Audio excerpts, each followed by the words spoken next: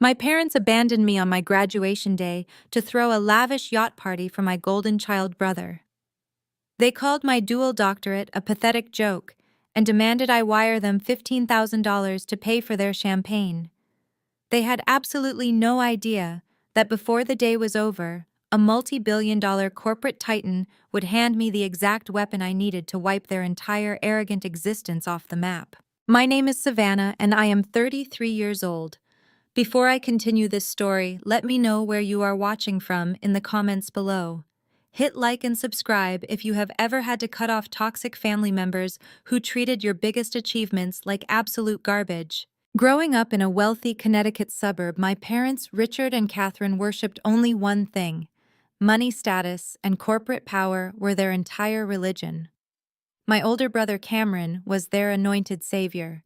He was a flashy, fast-talking tech bro who practically lived in custom-tailored suits and threw around investor cash like it was monopoly money.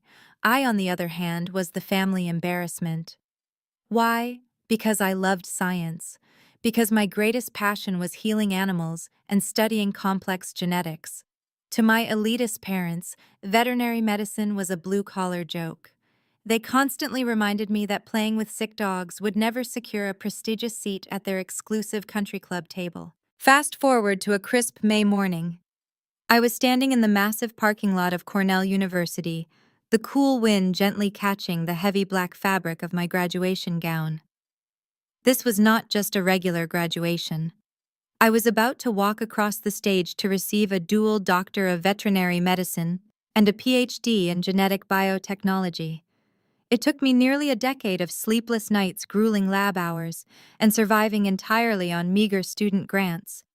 My parents had adamantly refused to pay a single cent for a degree they deemed financially worthless, leaving me to claw my way to the top of my academic field entirely on my own. I nervously smoothed down my velvet doctoral hood, scanning the sea of arriving families. I was desperately searching for my parents' luxury SUV. I had sent them the gold-embossed invitation 6 months ago. I had even used my limited savings to book them a premium hotel suite near the campus. Despite a lifetime of emotional neglect, the inner child inside me wanted so desperately to believe that today, just for one afternoon, they would show up and finally be proud of me. Then my phone vibrated in my hand. It was a text message from my mother, Catherine. I opened the message, and the harsh words on the screen hit me like a physical punch to the chest. "We are not coming to your pointless ceremony. Being a vet is the pinnacle of failure, and we refuse to be embarrassed in front of our friends by celebrating it. We are currently hosting a private yacht party for Cameron. He just closed a massive new funding round for his tech startup. Wire $15,000 to his account immediately to cover the champagne. Consider it back rent for us raising you." I stared at the glowing screen, my vision blurring with hot, angry tears. I was breathing heavily, trying to process the staggering cruelty of her words. My own mother was blowing off the culmination of my life's work for a boat party, and having the sheer audacity to charge me for their expensive liquor. My hands shook violently as I pressed the call button. The phone rang twice before someone finally answered. It was not my mother. Over the loud, thumping bass of party music and the clinking of crystal glasses, my father Richard barked aggressively into the receiver. "What do you want, Savannah?" he snapped. "We are busy celebrating actual tangible success over here." I swallowed hard, trying with all my might to keep my voice from cracking. "Dad, it is my graduation day. I am about to get my doctorate. You promised you would be here." Richard let out a loud, mocking laugh that echoed cruelly through the phone speaker. "What is there to celebrate about treating sick dogs? You have wasted a decade of your life playing in a petting zoo. Your brother is dealing with elite hedge funds. He is securing millions in corporate capital. That is what a real career looks like. I earned a PhD. Dad," I pleaded. The last pathetic shred of the daughter who just wanted her father's love was desperately fighting to survive. "I did it completely on my own. I did not ask you for anything. And you are still a broke embarrassment." Richard sneered, his voice dripping with pure, unadulterated disgust. "Did you wire the $15,000 yet? Your brother needs to entertain his wealthy investors. Send the money right now or lose our number for good. He did not wait for a response. The line went dead with a sharp click. I stood completely alone in the crowded parking lot, surrounded by joyful families hugging their smiling graduates. I reached into the hidden pocket of my graduation gown and pulled out a crisp folded cashier's check. It was a check for exactly $15,000. I had saved up every extra penny from my university stipend over the last 2 years to give them that money today. I had intended it to be a massive thank you gift for raising me a peace offering to finally earn their respect. I looked down at the check, then I looked at the dark, silent screen of my phone. The desperate approval-seeking girl inside me died right then and there on the asphalt. I took the thick paper between my fingers and slowly, deliberately tore it right down the middle. I stacked the halves and tore it again. I kept tearing until the $15,000 gift was reduced to tiny, worthless shreds of confetti. I opened my hand and let the pieces fall, watching them scatter wildly in the wind. I promised myself right there in the Cornell parking lot that this was the absolute last time Richard, Catherine, and Cameron would ever trample on my dignity. I turned off my phone, adjusted my doctoral cap, and walked toward the stadium with my head held high. I had absolutely no idea that in just a few short hours, a sleek armored vehicle would pull up to the curb and a billionaire stranger would hand me the ultimate weapon to destroy my family's fraudulent empire. The roar of the university stadium hit me like a physical wave as I walked through the massive double doors. Thousands of people packed the bleachers, cheering wildly for their children's siblings and friends. I found my seat among the doctoral candidates, a sea of velvet hoods and heavy academic regalia. As the ceremony dragged on, I watched my peers constantly checking their phones, waving frantically to their proud parents in the stands, and wiping away tears of joy. I sat perfectly still, my phone turned off, and buried deep in my pocket. I did not need to check it. I already knew exactly where my family was. They were standing on the polished deck of a rented luxury yacht, drinking expensive champagne and toasting to my brother's fraudulent tech success, entirely unbothered by my absence. When the university dean finally approached the massive wooden podium to announce the highest academic honors, the stadium quieted down. Then my name echoed through the massive speakers, vibrating in the crisp afternoon air. Dr. Savannah receiving a dual Doctor of Veterinary Medicine and a PhD in Genetic Biotechnology. The applause was deafening. I stood up, feeling the immense weight of the velvet hood resting on my shoulders. Every single grueling all-nighter, every skipped meal, every moment of crushing financial stress had led to this exact second. As I walked across the expansive wooden stage, my eyes instinctively scanned the VIP seating section where my parents were supposed to be sitting. The 4 premium seats I had reserved months in advance were completely empty. A few hours ago, that sight would have shattered my heart into a million pieces. But standing under the bright stage lights, grasping the heavy leather binder containing my hard-earned diplomas, I felt absolutely nothing but a profound, icy liberation. The heavy chains of their toxic expectations had finally snapped. I shook the dean's hand, smiled brightly for the official university photographer, and walked off the stage as a completely free woman. Once the closing remarks finished and the sea of graduates erupted into chaotic celebration, I did not linger. I bypassed the crowded reception areas, where families were popping champagne corks, arranging massive bouquets of flowers, and taking endless photographs. I did not want to be the pathetic, isolated girl standing alone in the background of someone else's joyful memory. I navigated through the labyrinth of campus hallways, keeping my head down, heading toward the secluded rear exit of the stadium. I pushed open the heavy glass doors, expecting to find the quiet, empty sidewalk leading back to my cheap, off-campus apartment. Instead, my path was immediately and aggressively blocked. 2 massive men wearing impeccably tailored black suits and discreet communication earpieces stepped smoothly in front of me. Their posture screamed private military, and they moved with a terrifying, synchronized precision. They did not look like standard campus security. They looked like lethal corporate professionals. I froze in my tracks, my grip tightening instinctively around my leather diploma binder. My mind raced, trying to figure out if my brother's shady financial dealings had somehow brought dangerous debt collectors to my doorstep. I took a cautious step back, opening my mouth to shout for help, but before I could utter a single word, a massive vehicle glided silently around the corner. It was a sleek, pitch-black, heavily armored Maybach. It pulled up to the curb right beside me, its pristine paint reflecting the afternoon sun. The engine purred with a deep, menacing hum. The two suited men immediately stepped aside, flanking the rear door like royal guards. The heavy bulletproof door swung open with a solid metallic thud that commanded absolute attention. A man stepped out of the luxurious leather-lined interior. He looked to be in his mid-50s, possessing an aura of absolute unshakable authority. He wore a bespoke charcoal suit that likely cost more than my entire decade of doctoral tuition. His silver hair was perfectly styled, and his sharp, calculating eyes locked onto me with an intense, intimidating focus. I recognized him instantly. Anyone working in the upper echelons of biotechnology would recognize him. It was Mr. Maxwell, the brilliant, notoriously ruthless chief executive officer of Apex Biogen. His company was a $20 billion global agricultural pharmaceutical conglomerate.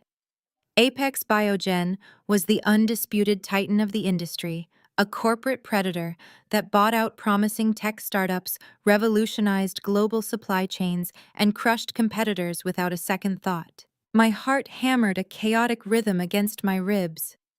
What in the world was a billionaire titan doing standing on a quiet university sidewalk waiting for me? Mr. Maxwell did not offer a polite greeting. He did not ask how my graduation ceremony went, and he certainly did not congratulate me on my degrees. He simply reached into his tailored jacket, pulled out a thick, leather-bound dossier, and held it out toward me.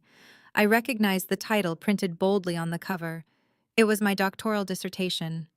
It was the exact same research paper my parents had dismissed as a pathetic joke about treating sick dogs. He looked me dead in the eye, his voice smooth, commanding, and laced with absolute certainty. Dr. Savannah, your research on mutated animal gene therapy is not just a dissertation.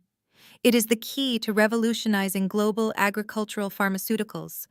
Get in the car. We have an empire to build. I stared at the billionaire titan, then down at the worn leather cover of my dissertation, resting in his impeccably manicured hands.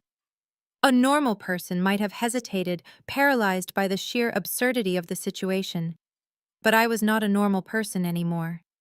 The desperate daughter who craved her parents' validation had died in the parking lot an hour ago. The woman standing on the curb was a scientist who knew the exact staggering value of her own intellect. I did not ask a single question. I simply gathered the heavy folds of my graduation gown, stepped into the plush leather-lined interior of the armored Maybach, and let the heavy door slam shut behind me. The ride to the Apex Biogen headquarters was a masterclass in corporate efficiency. As the luxury vehicle navigated smoothly through the highway traffic, Mr. Maxwell did not waste time on small talk. He explained that his elite team of data analysts had been aggressively scouring global university databases for months. They were searching for a very specific algorithm related to mutated animal gene therapy, a missing link required to stabilize their newest agricultural pharmaceutical line. My dissertation, the exact same research my father had brutally mocked as a blue-collar joke, was the holy grail Apex Biogen had been desperately hunting for. We arrived at a towering skyscraper entirely encased in reflective black glass. The private executive elevator shot us up 50 floors in a matter of seconds, the doors parting to reveal a breathtaking penthouse boardroom. The space was a fortress of modern corporate power, featuring floor-to-ceiling windows that offered a panoramic view of the sprawling city skyline.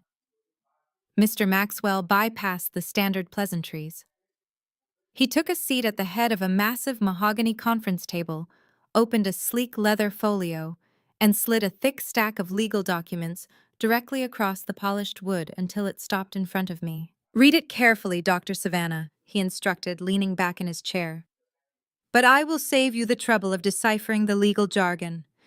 We are offering you the position of Chief Scientific Officer at Apex Biogen effective immediately." I opened the heavy cover of the contract. My eyes immediately locked onto the compensation clause printed boldly on the second page. I actually stopped breathing for a fraction of a second. The numbers printed on the pristine white paper were so astronomically large, they barely computed in my brain. The contract guaranteed a $5 million sign on bonus wired directly into my account the moment my pen touched the signature line. Beyond the massive base salary, it also granted me a 2% equity stake in the $20 billion conglomerate.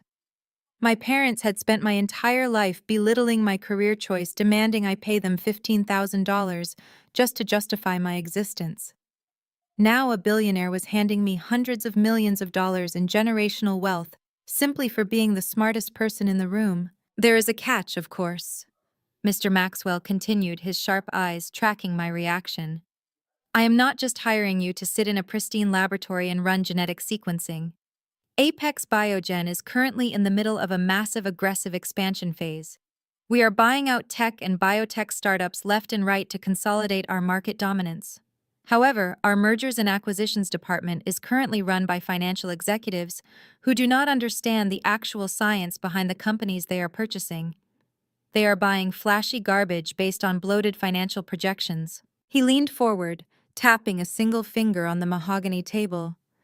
I am giving you absolute veto power over the entire mergers and acquisitions department regarding any biotech or agricultural tech startups.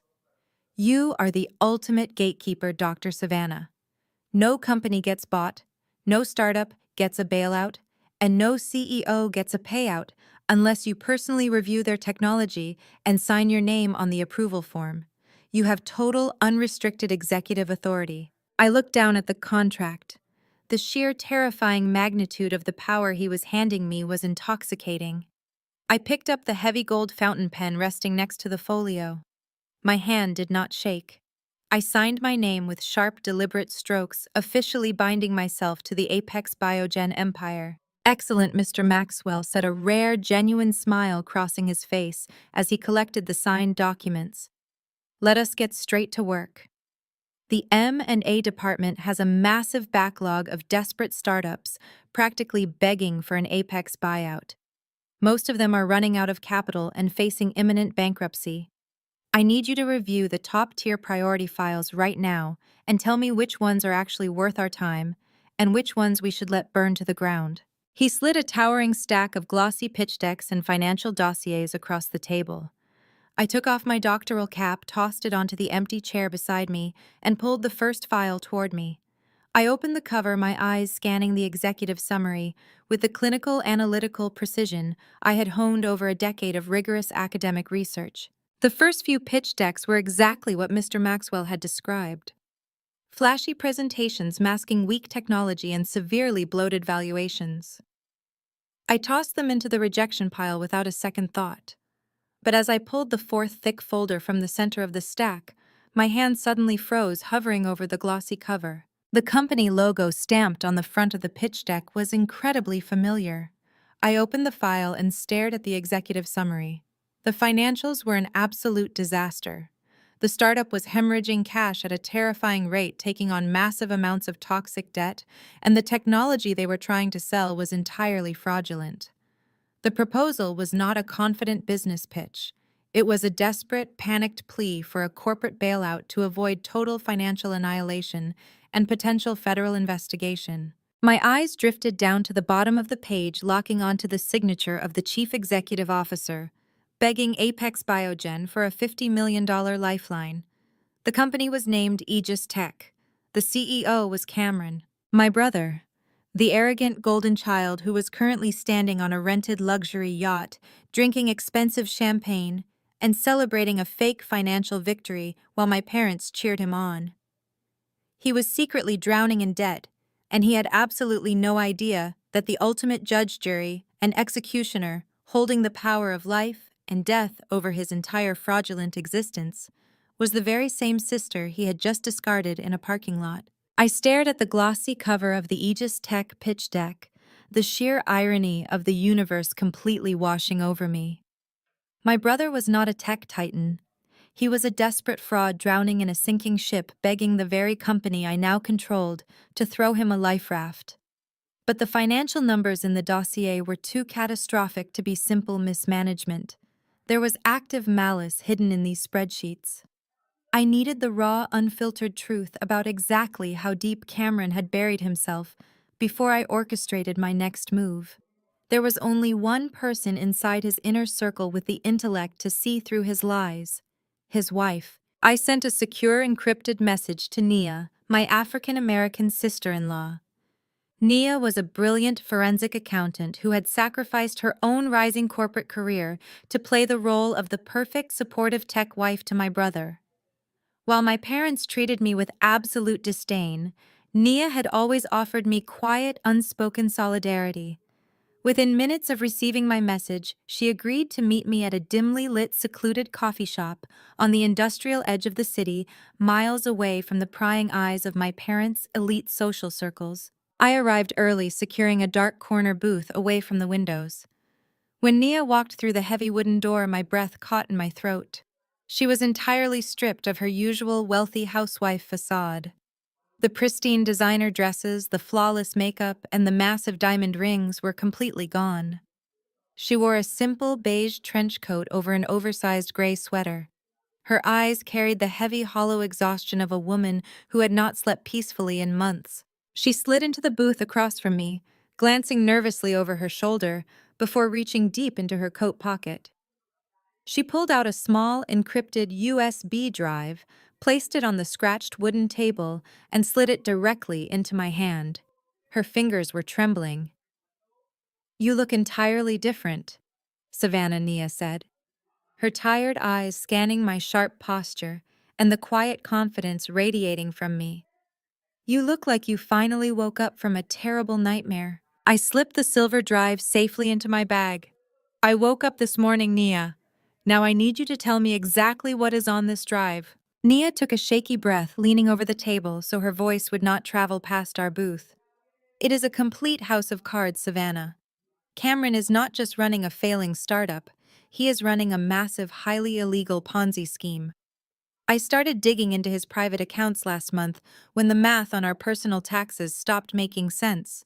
He burned through tens of millions of dollars of investor capital playing the cryptocurrency markets, trying to chase astronomical returns to cover his initial operational losses. When the crypto market crashed, he lost every single penny.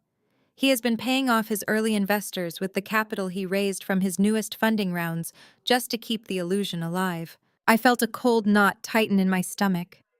The yacht party. He was literally popping expensive champagne funded by stolen money while staring down the barrel of a federal investigation. He was accepting the applause of my parents while actively defrauding innocent people. But Nia was not finished.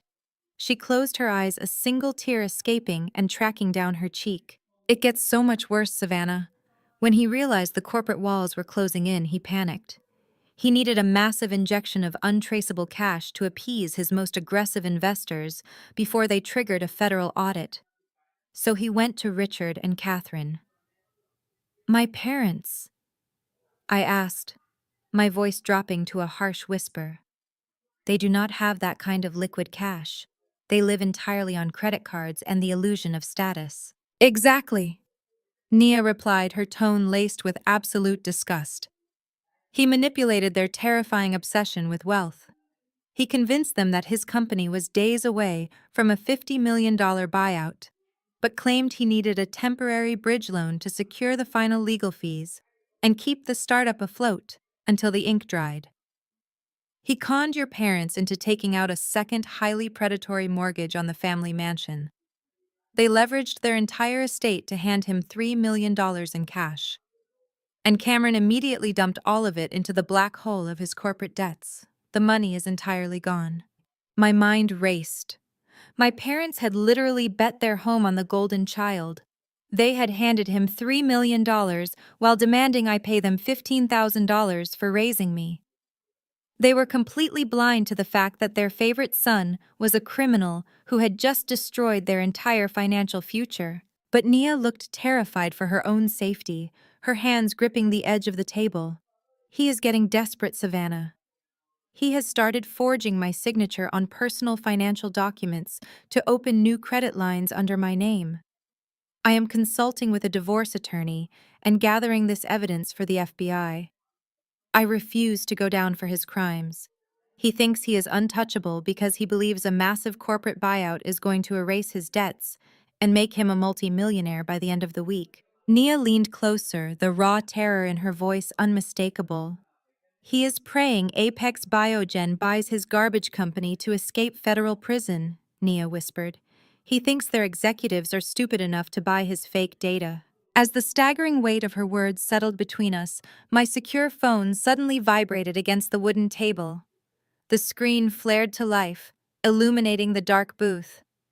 It was a text message from my mother, Catherine. The timing was almost too poetic to be real.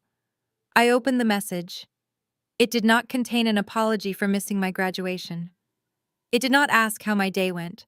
It simply read, "Emergency family meeting tomorrow at noon. Be there." I looked from the glowing screen to my exhausted, terrified sister-in-law. A slow, dangerous smile curved the edges of my mouth. My parents and my brother had built a fragile glass castle out of lies, theft, and overwhelming arrogance.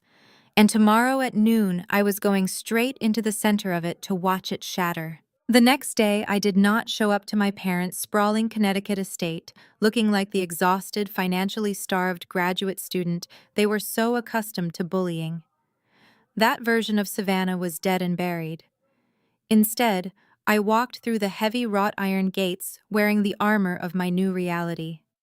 I had purchased a razor-sharp, charcoal gray Tom Ford suit that tailored perfectly to my frame, radiating absolute corporate authority. Resting on my arm was a pristine black leather Hermes bag, a subtle but undeniable symbol of extreme wealth. My posture was straight, my chin held high, and my expression was a mask of cold, impenetrable ice. I pushed open the heavy mahogany front doors of the mansion. The interior was exactly as I remembered it. Opulent, aggressively decorated, and suffocatingly pretentious. Massive crystal chandeliers hung from the vaulted ceilings, and priceless antique rugs covered the polished hardwood floors. To an outsider, it looked like a fortress of untouchable generational wealth. But thanks to Nia, I knew the terrifying truth. I was standing inside a beautiful hollow shell that was completely leveraged to the bank. I walked into the grand living room. My heels clicked sharply against the marble floor, demanding attention with every step. My father Richard was pacing back and forth in front of the massive stone fireplace, holding a crystal glass of scotch despite it being barely noon. My brother Cameron was slouched on the custom white leather sofa, nervously bouncing his leg while scrolling through his phone. My mother, Catherine, sat perfectly upright in a high-backed armchair, her face pulled tight with poorly concealed anxiety.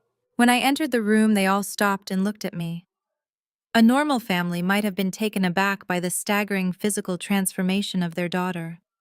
They might have wondered how a broke student suddenly acquired tens of thousands of dollars in high-end luxury fashion overnight. But my parents' narcissism was entirely blinding. They only saw what they wanted to see. Catherine let out a sharp, condescending scoff. She looked me up and down, her lips curling into a cruel sneer. "Who are you trying to fool with the fake designer clothes, Savannah? Did you max out your pathetic little student credit card just to buy knockoffs and parade around our house? Sit down and shut up. We do not have time for your childish dress-up games today. We have a real family emergency to handle." I did not react to her insult. I did not flinch, and I certainly did not defend the authenticity of my wardrobe. I simply walked over to the single empty armchair across from them, sat down gracefully, and crossed my legs. I placed my Hermes bag deliberately on the glass coffee table between us. "I am sitting, Mother," I said, my voice smooth and entirely devoid of emotion. "Let us hear about this emergency." Richard slammed his glass of scotch down onto the mantel. He marched over to the coffee table and aggressively threw a thick, stapled legal document right next to my bag. It was a commercial loan guarantor agreement. He pointed a shaking finger at the papers, his face flushed with a mixture of alcohol and barely suppressed panic. "Your brother is on the verge of the biggest financial victory this family has ever seen," Richard declared, puffing out his chest to project an illusion of absolute control. He is finalizing a $50 million buyout with a massive corporate conglomerate. The deal is practically done. But due to some ridiculous bureaucratic red tape at his bank, his operational accounts are temporarily frozen.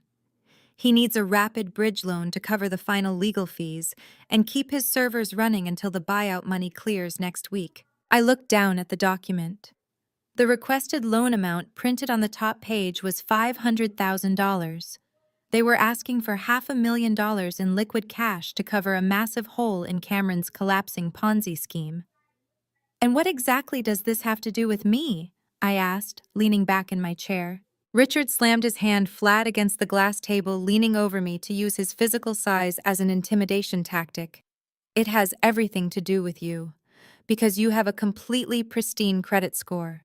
We did not pay a single dime for your useless animal degree, which means you have zero outstanding educational debt. Furthermore, you now hold a dual doctorate. Banks love the title doctor. It makes you look incredibly stable on paper. We need you to co-sign this $500,000 loan right now as the primary guarantor." I stared at my father, marveling at the sheer, unadulterated audacity of his demand. Less than 24 hours ago, he had screamed at me through a phone called my life's work, a pathetic joke, and demanded I pay him $15,000 for the burden of raising me. Now he was ordering me to leverage my flawless financial record to secure $500,000 for the exact same brother who had just secretly mortgaged my parents' home into oblivion. They were trying to use me as a human shield. They wanted me to take on $500,000 of toxic debt so Cameron could keep faking his billionaire lifestyle for a few more days. If the loan defaulted, the bank would immediately seize my assets and garnish my wages, destroying my financial future before it even began. They were entirely willing to sacrifice my life to buy Cameron another week of freedom. I slowly reached out and picked up the loan document. I flipped through the pages, pretending to read the dense legal jargon while my mind calculated the exact angle of my impending strike. Cameron sat on the sofa, a smug, arrogant smile finally breaking through his anxious demeanor. He genuinely believed I was going to cave under our father's aggressive manipulation. He thought I was still the weak, desperate girl who would sign her soul away just to earn a single word of praise from her toxic family. I lowered the document, resting it gently on my lap. I looked directly at Cameron, my eyes locking onto his. I did not scream. I did not throw the papers back in their faces. I was the chief scientific officer of Apex Biogen, and I held the absolute power of life and death over his entire existence. I was going to let him dig his grave just a little bit deeper before I pushed him in. Cameron shifted his weight on the custom white leather sofa, exuding the smug, untouchable aura of a man who firmly believed the entire world revolved around his personal convenience. He lifted his expensive Italian leather loafers and kicked his feet right up onto the pristine glass coffee table, resting them mere inches away from my designer handbag. He crossed his arms behind his head, a sickeningly confident smirk plastered across his face.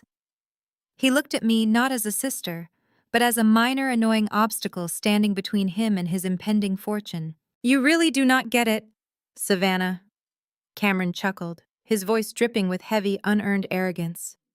"You have been stuck in university laboratories for so long that you simply do not understand how real wealth is generated in the corporate sector. I am not asking for a handout. I am offering you the privilege of being temporarily useful to a future billionaire. I am selling Aegis Tech to Apex Biogen for $50 million. He let the name of the $20 billion conglomerate hang in the air, expecting me to gasp in awe.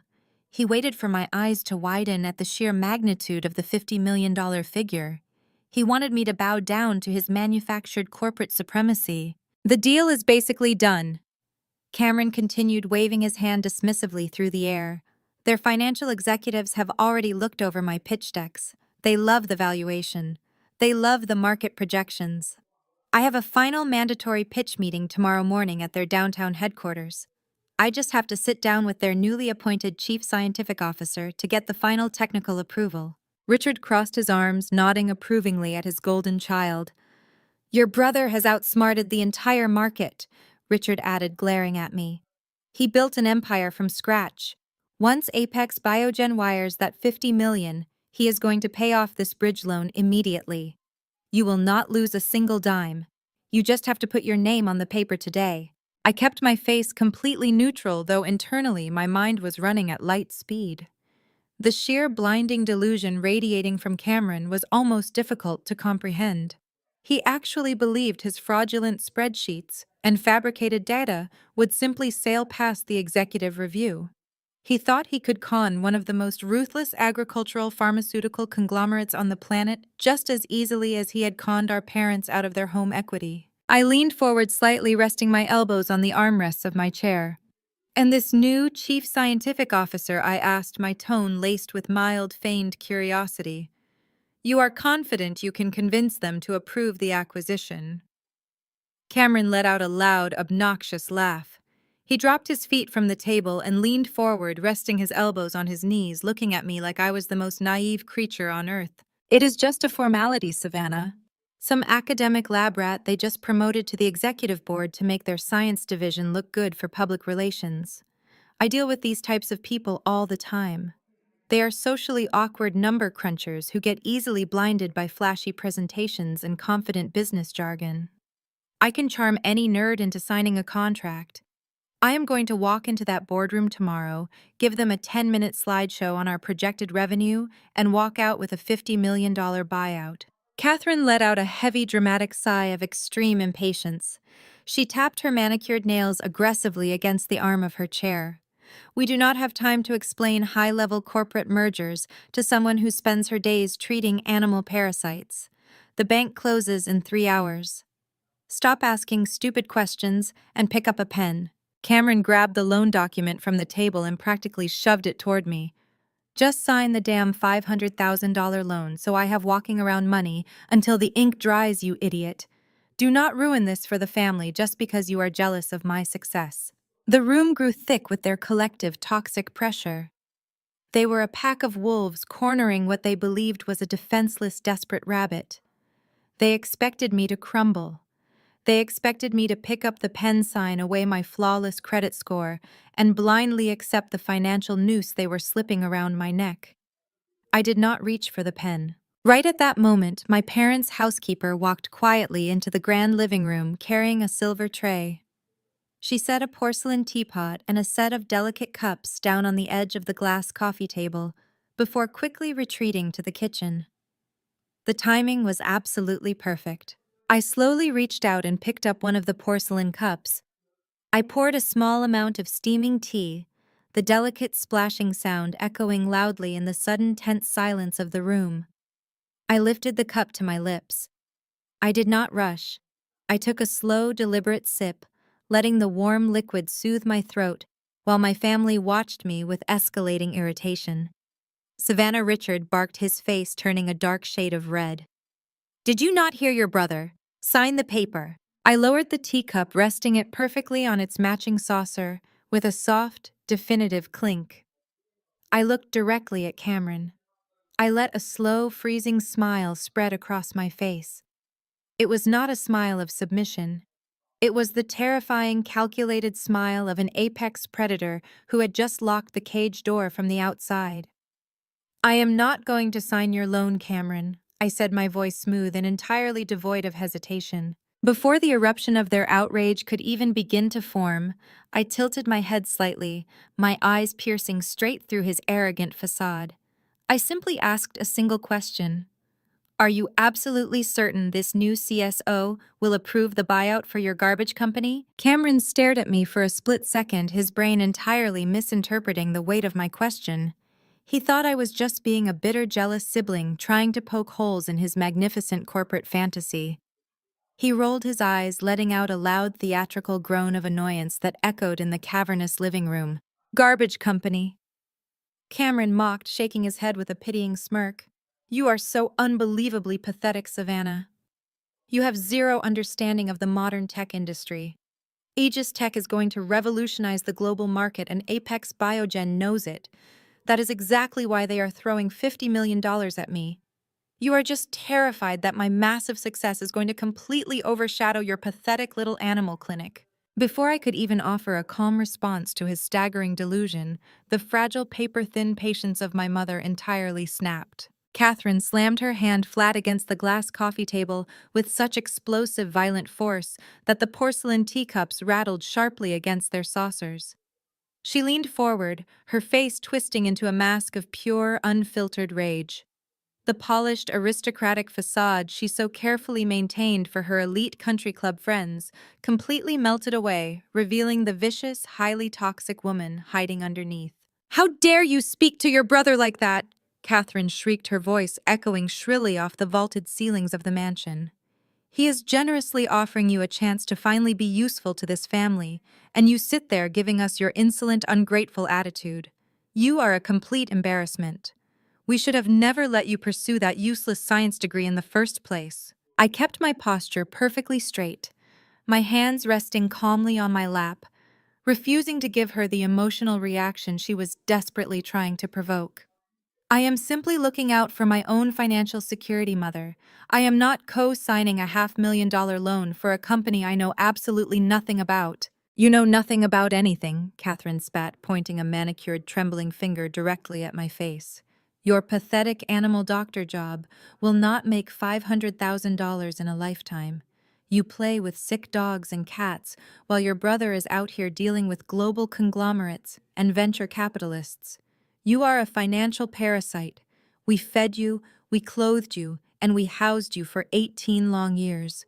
You owe us everything. Pay us back for raising you. Sign the damn paper right now, or I swear to God, I will publicly disown you. I will call every single family friend and tell them what a selfish, ungrateful failure you turned out to be. We will erase you from this family entirely." The threat hung heavy and suffocating in the opulent living room. Disownment, public humiliation, social exile.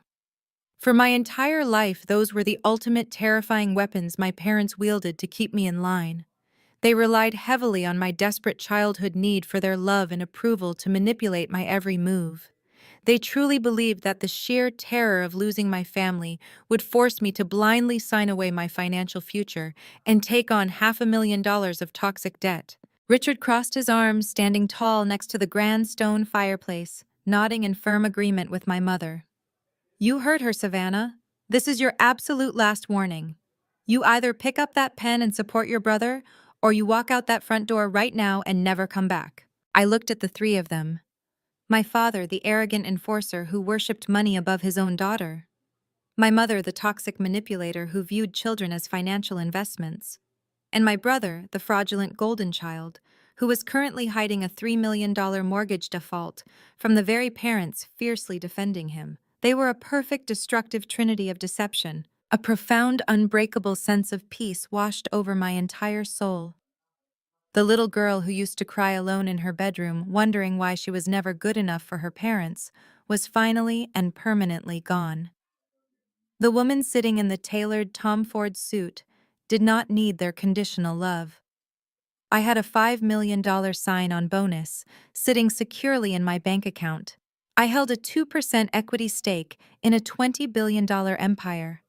And most importantly, I possessed the absolute executive power to destroy the exact company my family was currently worshiping as their savior. I did not argue. I did not yell. I did not waste a single breath trying to explain my worth to people who were fiercely committed to misunderstanding me. I smoothly pushed my chair back and stood up. The movement was so graceful, so entirely devoid of the panicked submission they expected that it caught them completely off guard. I reached down and picked up my pristine black Hermes bag from the glass table. I opened the gold clasp, reached inside, and pulled out my sleek leather wallet. "What are you doing?" Richard demanded, his voice faltering slightly, as his primary intimidation tactic failed to produce the desired result. "I told you to sign the paper." I ignored him entirely. I pulled a crisp, newly minted $100 bill from my wallet. I held it between my fingers for a brief moment, letting the green paper catch the light of the massive crystal chandelier above us. Then, with a slow, deliberate motion, I let the bill drop.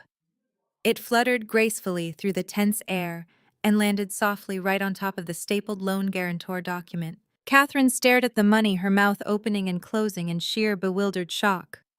"What is this?" she stammered, entirely unable to process the absolute financial disrespect. For the tea, I said, my voice projecting a cold, untouchable authority that commanded the massive living room.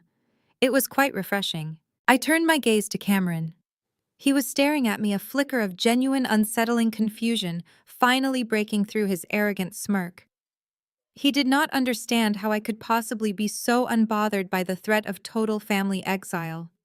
He did not understand the quiet, lethal confidence radiating from my every single move. I wish you the best of luck with your pitch tomorrow at Apex Biogen.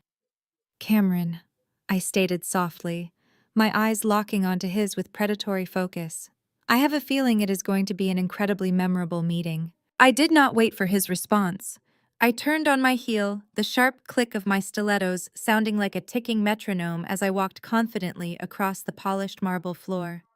I headed straight for the heavy mahogany front doors, leaving the toxic, suffocating atmosphere of my childhood home behind me forever. As my hand grasped the cool metal of the door handle, the brief, stunned silence in the living room abruptly shattered. Cameron burst into a loud, obnoxious fit of mocking laughter. "Let her go!" Cameron yelled, his voice carrying clearly down the grand hallway, completely dripping with false bravado. "Let her go back to her pathetic little clinic. We do not need her. By tomorrow afternoon, I am going to be a multimillionaire tech titan, and she is going to be begging us for a handout. Do not answer her calls when she realizes what she just walked away from." I pushed the heavy door open and stepped out into the crisp, sunlit afternoon. I walked down the sweeping driveway toward my waiting private driver, Cameron's delusional laughter still echoing faintly behind me. He was utterly convinced he held the winning hand.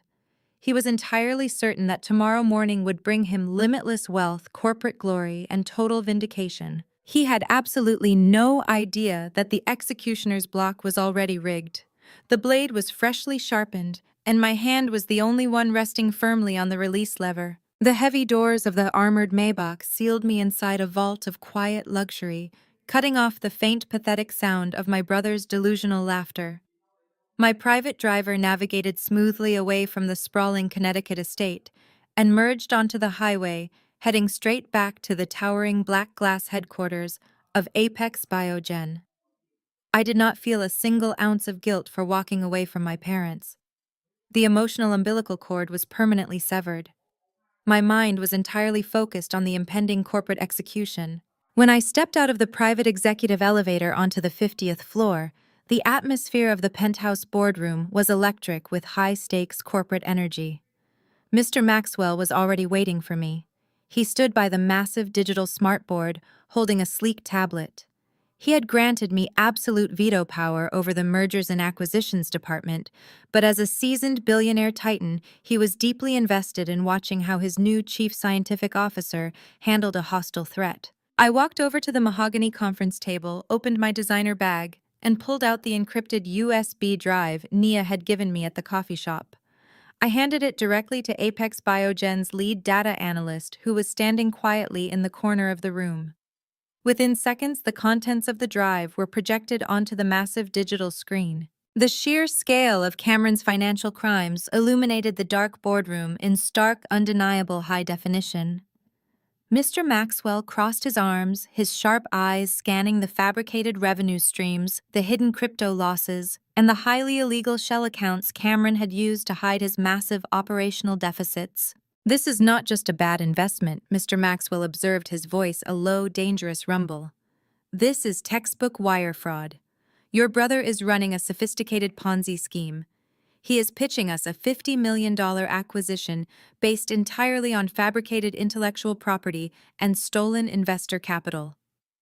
If our standard financial executives had blindly approved this buyout without your scientific review, Apex Biogen would have inherited a massive federal liability." I nodded, pulling up the specific technical schematics Cameron had included in his Aegis Tech pitch deck. "The science he is claiming to possess does not even exist," I explained, pointing to a glaring flaw in his genetic data projections. He copied publicly available research, altered the variables, and slapped his corporate logo on it. "It is entirely fraudulent. He is trying to sell us a multi-million-dollar empty box." Right at that moment, my secure phone chimed with an incoming encrypted email. I unlocked the screen. It was a secondary data package from Nia. The subject line simply read "The Final Nail." I opened the attached files and felt a fresh wave of disgust wash over me. The documents were high-resolution scans of Nia's personal banking records, joint investment portfolios, and private trust funds.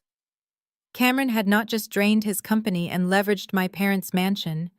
He had systematically raided his own wife's financial safety net. He had expertly forged Nia's signature on multiple high-interest credit lines, draining hundreds of thousands of dollars to cover his rapidly accelerating margin calls in the crypto market. He had stolen her entire future to fund his arrogant charade. But Nia was not a victim who would go down quietly with the ship. Attached to the financial records was a brief, fiercely determined message. "The divorce papers are officially signed and filed with the county clerk," Nia wrote. "I have also handed this exact data packet over to a contact at the Federal Bureau of Investigation. I am officially turning state's evidence Savannah. I am taking him down and I am securing full immunity. Good luck tomorrow. Burn him to the ground." I looked up from the screen, a profound sense of respect for my sister-in-law settling into my chest. The two women who had been treated as secondary disposable assets by my toxic family were now holding the matches that would completely incinerate their fraudulent empire. I forwarded the entire evidence packet to Mr. Maxwell's secure tablet. He reviewed the forged signatures and the FBI notification. A slow, predatory smile crossed his face. He looked at me with an expression of absolute, unshakable professional respect. "Your brother thinks he is walking into a routine corporate pitch tomorrow morning," Mr. Maxwell said. "He thinks he is going to charm a naive scientist and walk out with $50 million.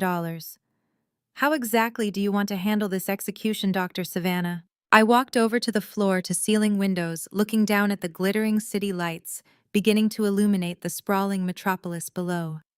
"I do not just want to reject his proposal," I said, my voice smooth and perfectly calibrated for the impending destruction. "If we simply send him a rejection letter, he will scramble. He will try to find another vulnerable buyer. I want to shatter his reality face to face. I want him to stand in this exact boardroom at the absolute height of his manufactured arrogance and watch the floor collapse beneath his feet. I want the rejection to be completely undeniable." Mr. Maxwell nodded in firm agreement. "The boardroom is yours tomorrow, Chief Scientific Officer. I will have our corporate legal team on standby in the adjacent office just in case he decides to make a scene." I spent the rest of the evening preparing the exact sequence of events. I did not sleep. I felt no exhaustion, only the pure, adrenaline-fueled clarity of a woman about to reclaim her entire narrative. The next morning arrived with a crisp, blinding sunlight that pierced through the glass walls of the 50th floor boardroom. The trap was set. The digital projectors were loaded with the fraudulent data perfectly masked behind a standard corporate welcome screen. I sat in the primary executive leather chair at the head of the massive mahogany table. I wore my tailored Tom Ford suit, a physical manifestation of the power I now wielded. I picked up a solid gold fountain pen and spun it casually between my fingers, waiting in the pristine silence of the corporate fortress. At exactly 9 o'clock, the heavy glass doors of the boardroom swung open. Cameron strutted into the room. He wore a custom-tailored Italian suit, his hair perfectly styled, holding a sleek leather briefcase that contained the lies he believed would make him a billionaire. He exuded a sickening, toxic overconfidence, flashing a bright, aggressively smug smile toward the center of the room. He was entirely ready to charm the new executive, completely unaware that he had just walked directly into the jaws of a predator he created.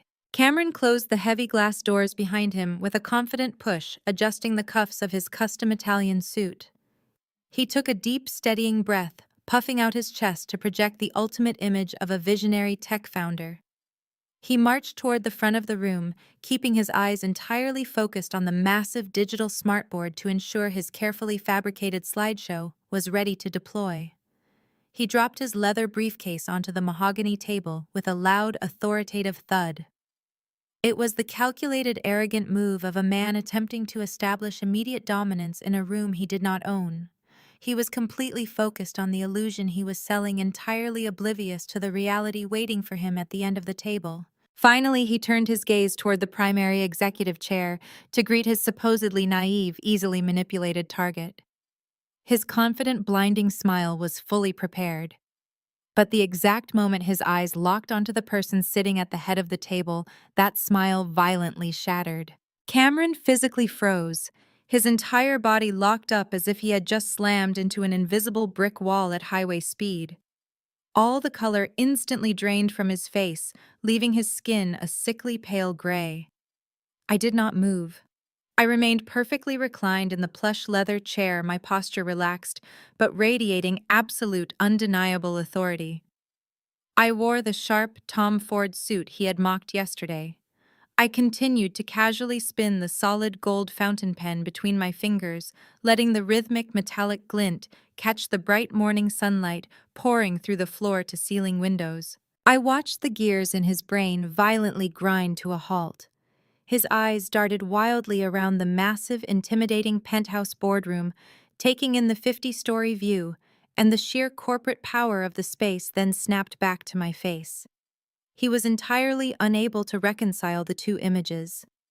In his desperately flawed reality, I was the broke, pathetic animal doctor who had just been thrown out of his parents' mansion. I was the financial parasite who stupidly refused to sign a loan to save his life. I had absolutely no business being anywhere near the executive floor of the Apex Biogen headquarters. He blinked rapidly, his mouth opening and closing as he struggled to find a logical explanation for my presence. Since his narcissistic ego refused to accept that I could possibly possess any real power, his brain instantly defaulted to the only scenario that made sense to him. He convinced himself that I had stalked him. He assumed I had tracked his location, somehow bypassed the biometric security scanners in the lobby, and sneaked into this highly classified executive boardroom just to throw a petty jealous tantrum and sabotage his massive payout. Alternatively, he thought perhaps I had begged for a miserable temp job pouring coffee or organizing files just to be near the corporate elite. The shock rapidly morphed into intense defensive rage. Cameron slammed his hands down on the mahogany table, leaning forward with a vicious sneer. "What the hell are you doing here?" He exploded, his voice echoing sharply against the glass walls. His carefully crafted corporate persona completely evaporated, replaced instantly by the toxic bully I had known my entire life. "How did you even get past the front desk? Did you follow me here just to play some kind of sick joke? Are you actually this psychotic?" I stopped spinning the gold pen. I placed it gently on the table, resting my hands together, and looked at him with an expression of pure, unbothered ice. I did not say a single word. My total, deafening silence only infuriated him further. He pointed a trembling, aggressive finger directly at my face, a bead of sweat forming on his forehead as his panic began to spike. "Get out of that chair right now, Savannah," he commanded, his voice pitching higher with manic desperation. "You are not going to embarrass me today. You are not going to throw a jealous fit because I am about to become a multimillionaire while you play with sick dogs. I am pitching a $50 million acquisition to the chief scientific officer of this entire conglomerate in exactly 2 minutes. If they walk in here and see you sitting in their seat, my deal is completely ruined." He took a threatening step forward, his fists clenching at his sides. "Get out before I call security and have you arrested for trespassing. Are you trying to ruin my billion-dollar meeting? I swear to God I will call Mom and Dad right now and tell them you tried to destroy my company. They will make sure you never show your face in our town again." He reached into his pocket, frantically pulling out his smartphone, completely ready to dial the building guards and have me physically dragged out of the room. He genuinely believed he possessed the authority to banish me from my own fortress. He thought he was the king of the castle, entirely blind to the fact that he was standing on a trapdoor I had personally installed. Before his thumb could even press the dial button, the heavy glass doors at the back of the boardroom swung open. The sound was smooth, but in the tense, suffocating atmosphere of the room, it felt like an explosive thunderclap. Cameron instantly whipped around. He shoved his phone back into his pocket and desperately attempted to smooth his panicked features back into the charming visionary CEO he was supposed to be playing. He plastered on a wide, welcoming smile, straightening his tie, entirely prepared to greet the executive who held his financial salvation. Mr. Maxwell, the billionaire titan and undisputed ruler of the Apex Biogen empire, stepped into the room. He walked with the slow, deliberate grace of an apex predator inspecting his territory. Cameron immediately stepped forward, extending his right hand, his mouth opening to deliver his heavily rehearsed opening pitch. Mr. Maxwell completely ignored the outstretched hand. He walked right past Cameron as if my brother were nothing more than an inconvenient piece of furniture blocking his path. He approached the head of the table where I was sitting. To Cameron's absolute mind, bending horror, the billionaire titan stopped, stood at rigid attention and bowed his head respectfully toward me. Dr. Savannah, Mr. Maxwell, said, his deep, commanding voice carrying perfectly across the silent room. The Aegis Tech acquisition file is on your desk. The final decision is entirely yours. Cameron stood absolutely paralyzed, his outstretched hand still suspended in the air, waiting for a handshake that would never come, began to tremble violently. The air was violently sucked out of the penthouse boardroom. The reality of Mr. Maxwell's words crashed into his brain like a freight train. His eyes darted from the billionaire CEO to me sitting flawlessly in the primary executive chair. The structural integrity of his entire fabricated billionaire persona instantly evaporated. His legs gave out entirely. He could not support his own weight. He desperately clawed at the edge of the mahogany conference table to stop himself from hitting the floor, his expensive Italian leather shoes slipping against the polished marble. He collapsed heavily into one of the guest chairs, his chest heaving as he gasped for oxygen that suddenly felt entirely toxic. He looked like a man who had just been shoved out of an airplane without a parachute. I did not offer him a glass of water. I did not offer him a single ounce of sibling sympathy. I simply let the suffocating, terrifying silence stretch across the room, forcing him to drown in the magnitude of his own catastrophic failure. I reached across the table and picked up the glossy, heavy pitch deck for Aegis Tech. I held it up, letting the bright morning sunlight reflect off his fraudulent corporate logo. I looked at it with sheer, undisguised disgust. Then I let it drop. The thick dossier hit the solid wood table with a loud, echoing smack. The sharp sound jolted Cameron out of his stupor. He flinched violently, his red-rimmed eyes snapping up to meet my cold, predatory gaze. "You were right, Cameron," I said, my voice smooth, perfectly calibrated and slicing through the quiet room like a scalpel. "Veterinary biotechnology is a joke. But that joke just earned me $5 million in cash and absolute veto power over your destiny. As the Chief Scientific Officer of Apex Biogen, I am officially denying the acquisition of your fraudulent company." "No." Cameron gasped the word, tearing out of his throat in a high, pathetic wheeze. "No, this cannot be happening. This is a prank. This is some kind of sick, elaborate loyalty test." He desperately turned his head toward Mr. Maxwell, who was standing quietly by the digital smartboard with his arms crossed. "Mr. Maxwell, sir, you cannot let her do this. She is my sister. She holds a personal grudge against me because my parents favor my success.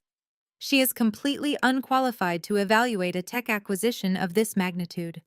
You are making a $50 million mistake by letting an animal doctor review my intellectual property." Mr. Maxwell did not even blink. He looked down at Cameron with the exact same expression one might use when observing an insect crawling across a pristine floor. "Dr. Savannah possesses a dual doctorate and a level of scientific intellect you could not possibly comprehend," Mr. Maxwell replied, his tone laced with absolute 0 degrees of mercy. "Furthermore, she is the ultimate gatekeeper for this conglomerate. I do not override my chief scientific officer. If she says your company is fraudulent, then your company is fraudulent. I suggest you stop embarrassing yourself and listen to her." Cameron whipped his head back toward me. The blinding panic in his eyes was finally giving way to raw, unadulterated terror. He realized there was no higher authority to appeal to. I was the Supreme Court, and I had just handed down a death sentence. I opened his pitch deck, turning the glossy pages with agonizing slowness. "Let us discuss this $50 million mistake, Cameron." I pointed to a brightly colored graph projecting massive revenue growth. You claim your new genetic sequencing algorithm will cut agricultural diagnostic times in half. But the technical schematics you submitted in Appendix B are entirely fabricated. You lifted the core code from a public domain database from 2 years ago, scrambled the variables, and slapped the Aegis Tech logo on it. It is scientifically impossible. You are trying to sell a multi-billion-dollar conglomerate an empty, worthless box. A thick bead of sweat rolled down Cameron's temple. He opened his mouth to defend his fake science, but I did not let him speak. And it gets worse, I continued, my voice dropping to a lethal whisper. I flipped to the financial section of his dossier. I know exactly why you are trying to sell an empty box. I know about the margin calls, Cameron. I know about the tens of millions of dollars of investor capital you burned in the cryptocurrency markets. I know you have been paying off your early investors with your new funding rounds to keep the Ponzi scheme alive. Cameron physically shrank into his chair. He clutched his stomach as if I had just stabbed him. How he whispered, his voice trembling uncontrollably. How do you know that? I ignored his question and pressed the blade in deeper. That is why you were so incredibly desperate to force me to co-sign that $500,000 bridge loan yesterday. You were entirely out of stolen cash. You needed my pristine credit score to keep the lights on for just a few more days, hoping you could con Apex Biogen into wiring you $50 million before the federal auditors knocked on your door. You were perfectly willing to destroy my entire financial future just to buy yourself a temporary shield. I leaned forward, locking my eyes onto his terrified, sweating face. And I also know about the $3 million mortgage you manipulated our parents into taking out on the family mansion. You took their home, you dumped the cash into your black hole of debt, and now they are entirely leveraged to the bank. Cameron was hyperventilating now. Short, rapid, desperate breaths escaped his pale lips. His perfectly styled hair was disheveled, his custom Italian suit suddenly looking like an oversized Halloween costume on a frightened child. He was completely trapped. The corporate bailout was dead. The bridge loan was denied. His secret crimes were entirely exposed in the highest echelon of the industry he worshipped. But the execution was not over. The sheer devastation of the rejected buyout was only the first phase of the trap. Cameron thought the loss of the $50 million was the absolute worst thing that could possibly happen to him today. He had absolutely no idea that the real architect of his destruction was waiting just outside the boardroom doors, holding the final inescapable federal nail to his coffin. Cameron stared at me, the terrifying reality of his complete exposure finally breaking the last fragile threads of his sanity. The arrogant, untouchable tech CEO vanished, entirely replaced by a desperate, cornered animal. His breathing became incredibly erratic, his chest heaving as if the oxygen in the room had suddenly turned to liquid glass.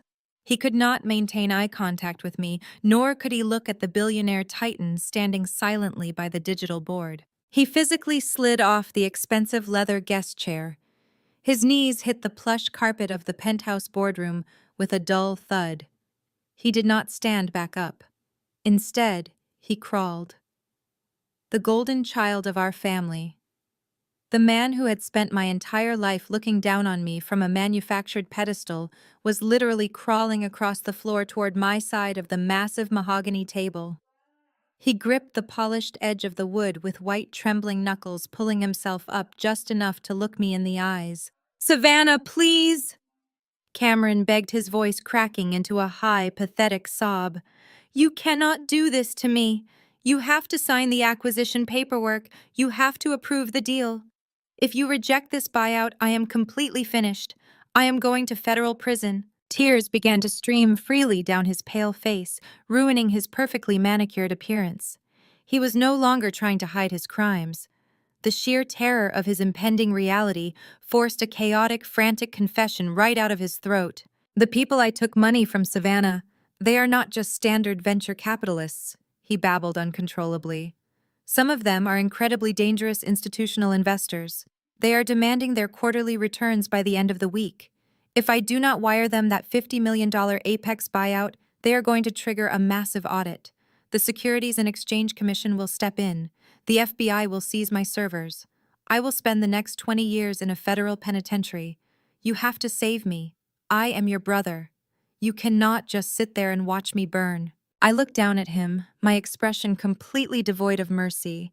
You want me to commit massive corporate fraud, approve the purchase of a worthless company, and steal $50 million from my employer just to cover up your illegal Ponzi scheme, I summarized coldly. You want me to risk my own freedom to save the exact same brother who laughed in my face yesterday when I walked out of our parents' house. Before Cameron could open his mouth to offer another pathetic sniveling excuse, the heavy glass doors at the back of the boardroom swung open for a second time. The sharp, authoritative click of high heels echoed against the polished floorboards. Cameron frantically snapped his head around, his tear-filled eyes widening in absolute shock. Nia stepped into the room. She looked nothing like the exhausted, terrified woman I had met at the dimly lit coffee shop. She was radiant, fierce, and entirely empowered. She wore a tailored crimson-red business suit that projected absolute confidence. Flanking her on either side were three men in dark suits carrying thick leather briefcases. They were Apex Biogen's elite corporate legal team, the absolute best defense attorneys money could buy, and they were walking entirely in step with my sister-in-law. Cameron stared at his wife, completely bewildered. In his twisted, narcissistic mind, Naya was simply an obedient accessory, a quiet housewife who existed solely to support his chaotic ambitions. He had absolutely no idea she possessed the intellect and the sheer willpower to orchestrate his downfall. "Nia, honey?" Cameron gasped, reaching a trembling hand out toward her. "What are you doing here?" "Tell her. Tell Savannah she has to sign the deal. We are going to lose everything if she does not sign the paper." Nia did not rush to his side. She did not offer him a comforting embrace. She walked right up to the mahogany table, looking down at the miserable man kneeling on the floor. Her face was a mask of cold, calculated vengeance. She reached into her leather tote bag and pulled out a massive, heavy stack of bound legal documents. "I am not here to save you, Cameron," Nia stated, her deep voice ringing with total, unshakable authority. "I am here to bury you." With a swift, aggressive motion, Nia threw the heavy stack of documents directly into his chest. The thick binders hit him with a loud thwack before exploding outward, scattering hundreds of pages of forensic accounting records, bank statements, and legal filings all over the plush carpet surrounding him. Cameron recoiled, staring blankly at the papers raining down on him. "What is this?" he stammered, his eyes darting frantically across the scattered spreadsheets. "Those are the signed divorce papers," Nia declared, her voice slicing through the room with lethal precision. "But that is the least of your problems today. You aren't just going to prison for defrauding investors, Cameron. The FBI already has the files proving you forged my signature." Cameron physically flinched, a sickening gasp escaping his lips. He looked at the printed scans of his forged credit applications lying on the floor. "You thought I was just a stupid, blind housewife," Nia continued, stepping closer so he could feel the full weight of her fury. "You forgot that I am a forensic accountant. I tracked every single penny you stole from my personal trust funds. I tracked the illegal transfers you made to cover your crypto margin calls. I compiled every single piece of fraudulent data, every fake ledger, and every illegal wire transfer, and I handed the entire package directly to a federal investigator at dawn this morning." Cameron violently shook his head, pressing his hands over his ears, as if trying to block out the sound of his own destruction. "No, Nia. Please, you cannot turn state's evidence against your own husband. They will lock me away forever." "I secured full unconditional legal immunity for myself," Nia replied, crossing her arms over her chest. "And in exchange I handed them the exact map they need to dismantle your entire fraudulent life. You stole my future, Cameron. Now I am taking yours." The boardroom fell into a heavy, suffocating silence. The absolute totality of his ruin was finally complete. The massive corporate buyout was dead. His marriage was entirely over. The federal authorities already possessed the irrefutable evidence required to put him behind bars for decades. He had absolutely nowhere left to run, nowhere left to hide, and no one left to manipulate. Then, cutting through the dead silence of the room, a sharp, frantic vibration echoed from Cameron's jacket pocket. He jumped, his hands shaking violently as he fumbled to pull out his smartphone. The screen illuminated brightly, displaying the incoming caller ID. It was not his parents. It was not an investor. The name flashing aggressively on the screen belonged to the wealth management division of his primary lending bank. The automated financial triggers had finally been tripped. The massive catastrophic defaults hidden in his accounts had triggered a systemic alarm. They were calling to officially call in all his outstanding loans, freeze every single one of his personal and corporate assets, and lock him entirely out of his own bank accounts. The illusion was officially over. The phone continued to vibrate violently against the plush carpet, the harsh buzzing sound acting as the final undeniable death knell for Cameron's fabricated empire. He stared at the glowing screen as if it were a venomous snake preparing to strike. He did not answer it. He did not need to. He already knew exactly what the automated voice on the other end of the line was going to say. The risk management algorithms at his primary lending bank had officially frozen his accounts. Every single elite credit card inside his custom leather wallet was now a useless piece of plastic. His corporate checking accounts, his personal savings, and his hidden offshore safety nets were entirely locked down by federal banking mandates. In the span of a few excruciating minutes, the golden child of our family was officially worth absolute zero. He slowly lifted his head, his face a grotesque mask of sheer, unadulterated desperation. He looked at me sitting comfortably in the primary executive chair, and then at Nia, who was staring down at him with an expression of immovable, icy stone. "Savannah," he whispered, his voice completely devoid of the booming, arrogant bravado he had wielded like a weapon his entire life. "I will do anything. I will sign over the entire company to you for free. I will give you every single patent I own. I will mop the floors of your laboratories. Just do not let them send me to prison. Please, you are my sister, you have to protect me." I looked down at him, feeling a profound, deeply satisfying sense of closure. The man kneeling on the floor was the exact same person who had spent 33 years actively trying to destroy my self-worth. He was the brother who had laughed uncontrollably as I walked out of my parents' mansion yesterday, utterly convinced I was a pathetic failure who would soon be begging him for a handout. The universe has a beautiful, poetic way of balancing the scales, and I was entirely ready to deliver the final weight. "I am not your protector, Cameron," I replied, my voice echoing with a cold, absolute finality. "And I certainly do not hire federal criminals to mop the floors of my laboratories. Your pitch is officially over." I reached out and pressed my index finger firmly against the glowing silver intercom button embedded in the polished mahogany table. The line connected instantly to the ground floor security hub. "This is the chief scientific officer," I stated clearly into the microphone. "We have an unauthorized trespasser in the penthouse boardroom. Send an extraction team immediately. He is to be escorted off the premises and permanently banned from all Apex Biogen properties." Cameron let out a strangled, hysterical cry. "No, wait, let us negotiate. Mr. Maxwell, sir, you are a businessman. You know we can make a deal." He scrambled on his knees toward the billionaire CEO, his hands reaching out desperately to grab the hem of Maxwell's bespoke charcoal jacket. Mr. Maxwell simply took a single fluid step back, his face a mask of total corporate disgust.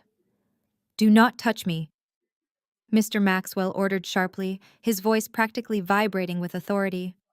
"Your company is a fraud, your financials are an insult to my intelligence, and your presence in my boardroom is a severe corporate liability. You have exactly 10 seconds to leave before my guards use physical force." The heavy glass doors swung open before Cameron could even attempt to stand. 4 massive security guards poured into the boardroom. They wore tactical black uniforms and moved with the terrifying synchronized precision of a highly trained corporate military unit. They did not ask him to leave politely. They did not care about his custom-tailored Italian suit, his expensive leather briefcase, or his fabricated tech founder persona. They immediately descended upon him. 2 of the guards grabbed Cameron by the arms, hoisting him violently off the plush carpet. Cameron thrashed and kicked his expensive loafers, scrambling uselessly in the air. "Let go of me!" he screamed, his voice cracking hysterically. "I am a tech founder. I am a CEO. You cannot touch me. Do you know who I am?" The guards ignored his pathetic protests entirely. They dragged him backward out of the boardroom. I stood up from my chair and walked slowly to the glass doorway alongside Nia. We stood side by side, watching the golden child being hauled down the pristine, brightly lit executive corridor. Dozens of elite corporate executives, financial analysts, and legal partners stepped out of their glass offices to watch the spectacle. The high society tech genius was reduced to a sobbing, kicking toddler, being physically removed from the absolute epicenter of global power. He was dragged into the executive elevator, the polished steel doors sliding shut on his terrified, tear-streaked face, cutting off his frantic screaming. I knew exactly what awaited him at the bottom. He would be paraded through the massive, crowded glass lobby of the Apex Biogen headquarters. Hundreds of employees and visiting executives would watch him being marched out. The humiliation would be absolute, public, and entirely inescapable. Every single person in the agricultural pharmaceutical industry would know by lunchtime that Cameron was a blacklisted fraud. I walked back to the floor-to-ceiling windows of the penthouse boardroom and looked down at the street 50 stories below. A few moments later, the heavy glass doors of the main lobby burst open. The security guards literally tossed Cameron out onto the hard concrete pavement. He sprawled onto the sidewalk, his custom suit wrinkled and ruined, his leather briefcase tossed carelessly beside him. He slowly pushed himself up onto his knees, looking completely broken, entirely stripped of his dignity, his wealth, and his billionaire delusions. He reached into his pocket and pulled out his phone. I did not need to be down there to know it was still ringing with the relentless, aggressive demands of the federal banking authorities. He was stranded on the street, with absolutely nothing, staring up at the towering black glass fortress he had tried to conquer. Nia stepped up to the window beside me, looking down at the tiny, miserable figure on the pavement. "It is finally over," she breathed, a profound wave of relief washing over her face, making her look years younger. I smiled, turning my gaze away from the street and looking out across the sprawling city skyline. "It is over for him," I corrected softly. "But the financial shockwave is just beginning. By tomorrow morning, the bank is going to foreclose on my parents' mansion. They are going to wake up and realize their golden child just destroyed their entire lives.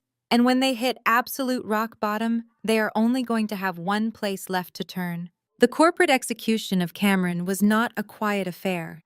In the cutthroat world of agricultural biotechnology, blood in the water attracts immediate media attention. Less than 48 hours after my brother was physically tossed onto the concrete pavement, his entire fraudulent empire imploded. The federal authorities raided the Aegis Tech offices, seizing servers and freezing every single operational account. The financial fallout was spectacular, but it was quickly overshadowed by the announcement of Apex Biogen's newest executive appointment. By the end of the week, my face was plastered across the digital and print cover of Forbes magazine. The headline was printed in bold, undeniable gold lettering: "The $20 billion Prodigy." The article detailed my dual doctorate, my groundbreaking research on mutated animal gene therapy, and the unprecedented $5 million sign-on bonus Mr. Maxwell had personally authorized to secure my talents. I was no longer the invisible, discarded daughter playing with sick dogs. I was officially corporate royalty. I knew exactly what would happen the second that magazine hit the newsstands in my parents' affluent Connecticut suburb. It took exactly 4 days for their manufactured reality to completely shatter. On a rainy Tuesday morning, I was sitting in my penthouse office reviewing international acquisition portfolios when the security intercom on my desk chimed. The head of lobby security sounded unusually hesitant. He informed me that 2 individuals claiming to be my parents were currently standing at the front desk, refusing to leave without seeing me. I stood up, smoothed the lapels of my tailored navy blue suit, and took the private executive elevator down to the ground floor. The main lobby of Apex Biogen was a massive, intimidating cavern of black marble and towering glass pillars. It was designed specifically to make visitors feel incredibly small. Standing in the exact center of this imposing space were Richard and Catherine. They looked entirely out of place. The sheer arrogance that usually radiated from their every movement had been completely stripped away, replaced by an aura of frantic, suffocating desperation. They were holding the most obnoxious, massive floral arrangements I had ever seen. Towering displays of white orchids and rare imported roses that reeked of absolute panic. When the silver doors of the executive elevator slid open and I stepped out, their heads snapped in my direction. The pivot was so immediate, so entirely sickening, that it belonged in a psychological textbook. Catherine practically dropped her massive bouquet of orchids on the polished marble floor. She sprinted across the lobby toward me, her arms outstretched, a mask of desperate, artificial maternal love plastered across her face. "Savannah, my beautiful girl," Catherine cried out, her voice echoing loudly and drawing the confused stares of several passing corporate analysts. She attempted to pull me into a tight embrace, but I took a single fluid step backward, crossing my arms over my chest. My physical rejection forced her to stop dead in her tracks. She did not miss a beat. She immediately transitioned into theatrical heavy sobbing, producing entirely fake tears that threatened to ruin her expensive makeup. "We always knew you were our most brilliant child," Catherine wept, clutching her hands together in a pathetic display of pleading. "We saw the Forbes cover. We are so incredibly proud of you. You have brought so much honor to this family. I always told your father that your scientific mind was going to change the world." I stared at her, feeling a profound physical wave of nausea. This was the exact same woman who just a few days ago had slammed her hand on a glass table, called me a financial parasite, and threatened to publicly disown me for refusing to sign a $500,000 loan. Her hypocrisy was not just shameless, it was entirely limitless. Richard stepped up beside her. He looked completely haggard. The aggressive, domineering patriarch who worshipped Wall Street was gone. His face was pale, his shoulders were slumped, and his hands were trembling slightly as he held his own ridiculous bouquet of roses. "Savannah, you have to listen to us," Richard pleaded, his voice completely stripped of its usual booming authority. "Your brother lied to us. Cameron scammed us completely. He told us his company was worth $50 million. He manipulated us into taking out a $3 million second mortgage on the family mansion to cover his legal fees." Catherine let out a loud, dramatic wail, grabbing the sleeve of my suit jacket. I firmly pulled my arm away, stepping further out of her reach. "The federal agents arrested him yesterday morning," Catherine babbled, her voice pitching higher with raw panic. "They dragged him out of his apartment in handcuffs. His accounts are entirely frozen. He lost every single penny we gave him. Savannah, the bank called us this morning.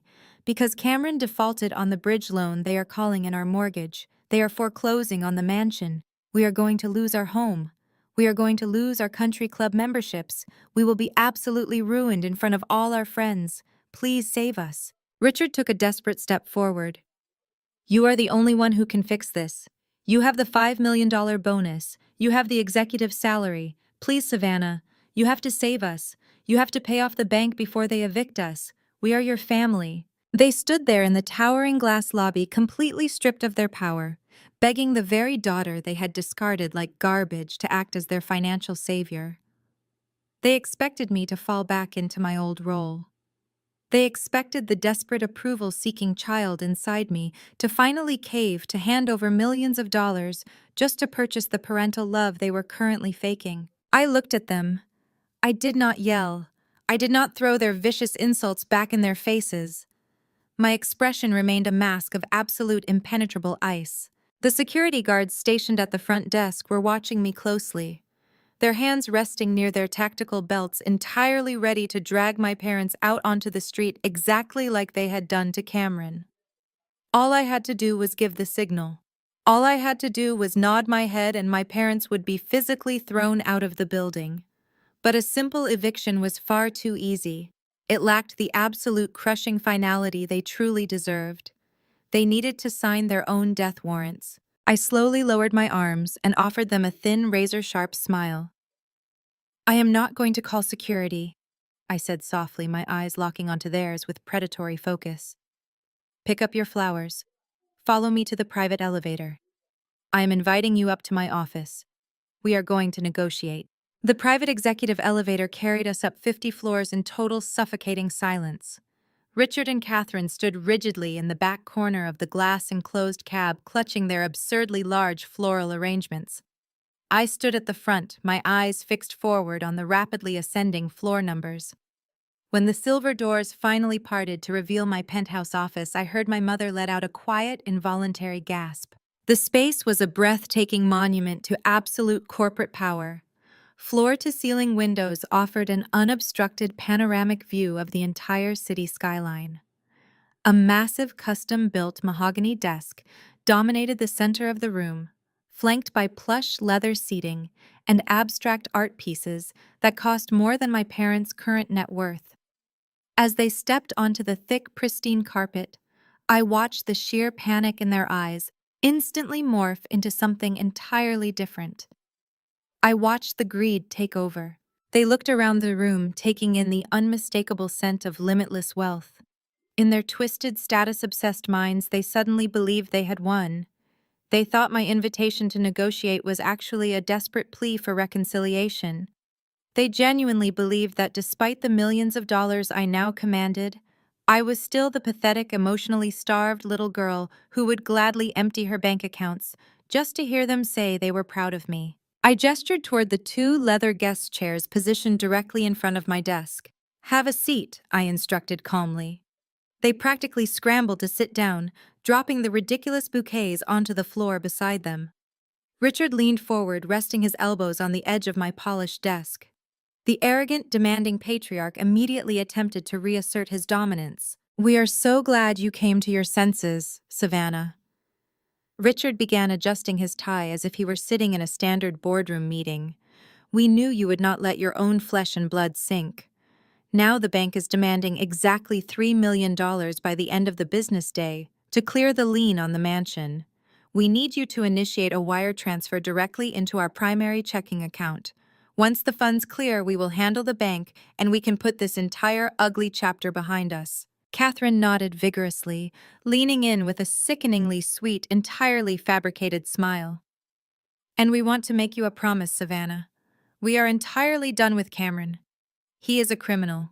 He lied to us, he stole from us, and he humiliated our family name." The ease with which she discarded her golden child was truly a marvel to witness. For 33 years, Cameron was the undisputed king of their universe.